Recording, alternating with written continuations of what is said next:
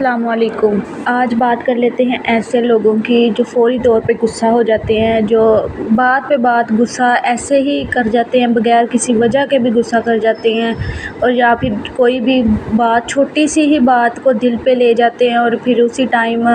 غصہ کر کے منہ بنا کے سائڈ پہ ہو جاتے ہیں۔ اگر آپ کسی سے بات کر رہے ہیں تو کوئی آپ سے سخت رویے سے بات کرتا ہے یا کوئی ایسی بات کرتا ہے کہ اس کا مزاج میں ایک دم برہمی ہوتی ہے، تلخ کلامی سے پیش آتا ہے وہ آپ سے، تو ایسے لوگوں کے ساتھ فوری غصہ مت ہو،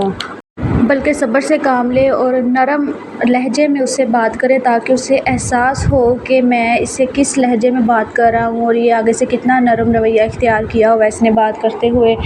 تو اپنی شخصیت کا سحر اس پر سے ختم نہ ہونے دیں، اپنے اس سنہری موتی کو کبھی نہ کھونے دیں کہ فوری طور پہ غصہ ہو کے منہ بنا کے سائڈ پہ ہو جائے اس انسان سے۔ یہ معاشرہ ایسے ہی ہے، زندگی ایسی ہی ہے، ہمیں پل پل میں یا پھر کہیں نہ کہیں ضرور ایسے لوگ ایسے شعبے میں مل جاتے ہیں کہ جو چڑچڑے سے ہوتے ہیں، بد مزاج ہوتے ہیں، جن کے لہجے میں شائستگی بالکل بھی نہیں ہوتی، وہ ایسے بات کرتے ہیں جیسے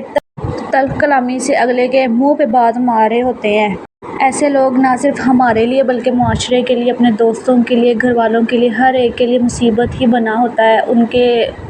ہر ایک کوئی ان سے تنگ ہی ہوتا ہے۔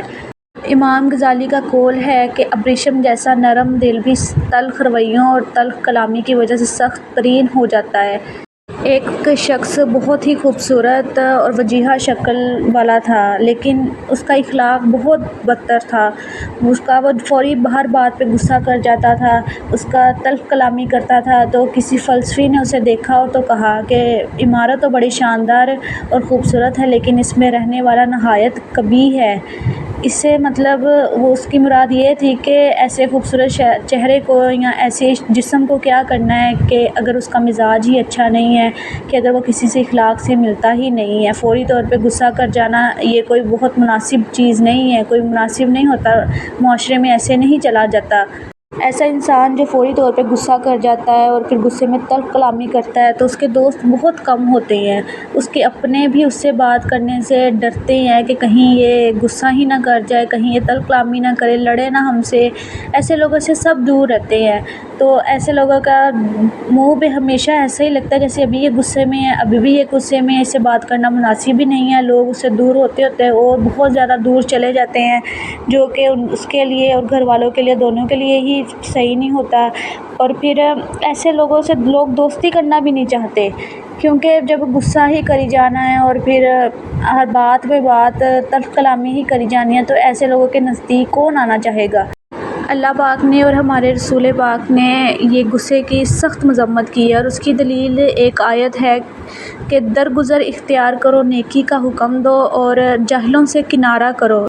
اللہ پاک ایک اور مقام پر فرماتے ہیں، اور رحمان کے بندے وہ ہیں جو زمین پر نرمی سے چلتے ہیں، اور جب جاہل لوگ ان سے بات کرتے ہیں تو وہ کہتے ہیں سلام ہے۔ ان دونوں آیات سے ہمیں معلوم ہوتا ہے کہ اگر دوران گفتگو یا کہیں بھی کوئی بھی تلخ بات ہو بھی جائے تو غصہ نہیں کرنے، بلکہ نرمی کا پہلو اختیار کریں، رحم کا پہلو اختیار کریں۔ اگر اس کا فائدہ یہ آپ کو بھی ہوگا اور دشمن کو بھی ہوگا کہ وہ آپ کا دوست بن جائے گا۔ اللہ پاک اپنے بندوں کو حکم دیتا ہے کہ وہ برائی کا بدلہ اچھائی سے دے۔ اگلا انسان آپ کے ساتھ جتنا مرضی تلخ کلامی کرے، جتنا مرضی لڑے جھگڑے بد زبانی کرے، تب بھی آپ نرمی سے جواب دیں۔ یہ نرمی سے آپ کا جواب دینا اگلے بندے کے دل میں کہیں نہ کہیں اچھائی کا سبب بنے گا، اور اسے اپنے کیے پر، اپنی باتوں پہ ندامت کہیں نہ کہیں ضرور محسوس ہوگی کہ وہ کس طرح، کس لہجے میں، کس لفظوں میں آپ سے بات کر رہا ہے، اور آپ آگے سے کیسے نرمی اختیار کی ہوئی ہے آپ نے، اور کس قدر خوش کلامی سے جواب دے رہے ہیں اس کو۔ تو کہیں نہ کہیں اس کو افسوس ہوگا، اور پھر وہ آپ کا اچھا دوست بھی بن سکتا ہے آنے والے وقت میں اسی نرمی کی وجہ سے۔ بعض اوقات ایسی باتیں اگلا انسان کر جاتا ہے ہمارے کردار پہ، ہمارے گھر والوں پہ، ہمارے ماں باپ پہ یا بہن پہ یا پھر بچوں پہ،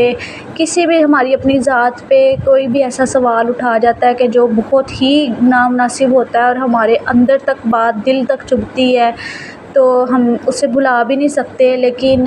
کوشش کرنی چاہیے کہ ایسی باتوں کو نظر انداز کرے، ایسے شخص کو نظر انداز کر دے، اسے معاف کر دے، اللہ پہ چھوڑ دے، کیونکہ جب ہم اللہ پہ ڈوری چھوڑ دیتے ہیں نا تو پھر اللہ خود ہی ہمارے دل میں صبر پیدا کر دیتا ہے، اور پھر اس کی تلخ کلامی کا جواب چپ رہ کے ہی دینا مناسب ہے۔ کوئی بھی بات مت کرے، کوئی بھی کچھ بھی آگے سے مت کہیں، کیونکہ آنے والے وقت ان پہ ہی بھاری پڑے گا جب ان کو مرنا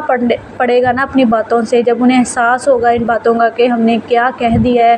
ہمیں بعض اوقات باتیں واپس بھی لینی پڑ جاتی ہے، اپنے قدم پیچھے بھی ہٹانے پڑ جاتے ہیں، جھکنا بھی پڑ جاتا ہے۔ اگر آج آپ چپ رہیں گے تو آنے والے وقت میں آپ کو شرمندگی نہیں ہوگی، ایسے لوگوں کو ہی ہوگی جو بڑھ چڑھ کے ایک وقت میں جب ان کا تھا تو وہ بولتے رہے۔ یہ وقت سب کا ہی آتا ہے، تو کل ان کا تھا تو آج ہمارا بھی آئے گا، کبھی نہ کبھی تو کہیں نہ کہیں تو احساس ندامت ان کو ہونا ہی ہے۔ تو ضروری نہیں ہے کہ ہم آگے سے جواب ہی دیں، آگے سے فوری طور پہ غصہ کریں۔ اگر انہوں نے کوئی غصے والی بات کی بھی ہے تو صبر کر کے، چپ کر کے اگنور کر دیں۔ یہ سسرالی معاملات زیادہ تر ایسے ہی ہوتے ہیں۔ عورتوں کو چاہیے کہ صبر و برداشت سے کام لیں اور چپ رہیں، آگے سے جواب مت دیں، کیونکہ یہ رشتے بہت زیادہ جلدی خراب ہو جاتے ہیں باتوں کی ہی وجہ سے، کہ فوری طور پہ جب ہم جواب دے دیتے ہیں تو پھر کہیں نہ ہمارے ہسبینڈس جو ہوتے ہیں، جو ہمارے شوہر حضرات ہوتے ہیں، ان کو کہیں نہ کہیں اپنے گھر والوں کا وہ چاہے جیسے بھی بات کر لیں، لیکن جب بات ہماری آ جاتی ہے تو وہ ہم سے یہی امید کرتے ہیں کہ یہ چپ رہیں آگے سے اور یہ قربانی اس بات کی دیں، یہ صبر کریں۔ حالانکہ بہت بعض اوقات باتیں بھی ایسی ہوتی ہیں، بعض اوقات کے نہیں برداشت کی جا سکتی، لیکن جب ہم اپنے ہسبینڈس کے لیے کر لیتے ہیں تو پھر ان کے دل میں ایک نرم گوشہ سا پیدا ہوتا ہے کہ اچھا، یہ میری بیوی نے اگر میرے لیے برداشت کیا بھی ہے آج، تو آنے والے وقت میں کہیں نہ کہیں وہ ہمارا سپورٹ بن جاتے ہیں اس بات کے لیے کہ ایک وقت میں ہم نے ان کے لیے برداشت کیا، پھر کہیں نہ کہیں وہ ہمارے لیے بہت کچھ برداشت کرنے لگ جاتے ہیں۔ تو کئی ہسبینڈ ایسے بھی ہوتے ہیں دنیا میں کہ جن کو فرق ہی نہیں پڑتا۔ ان کے لیے دعا کریں، اللہ انہیں ہدایت دے۔ خوش رہیں، آباد رہیں، اپنے پیاروں کو آباد رکھیں۔ اللہ حافظ۔